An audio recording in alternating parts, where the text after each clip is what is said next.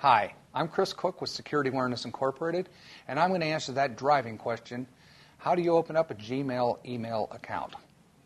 First, you got to go to gmail.com, or you can go through google.com to get to it. First thing you're going to do is click on Create an Account. We're going to come to a page that's going to ask you for your personal information. It's going to ask you for your first and last name, the desired login name. Then you're going to have to choose a password and re-enter that password to make sure that it's verified. They'll also give you an indication of whether it's a strong password or not. I usually recommend uppercase and lowercase letters. Use numbers and special characters if it'll take them. It'll ask you a security question, such as, what was your first phone number, or what was your first teacher's name? Enter something that's not going to be guessable by other people, otherwise they may be able to get into your account. It's going to ask your location, and then it's going to ask you to enter a word verification. They'll have a little graphic of a word that you're going to have to enter.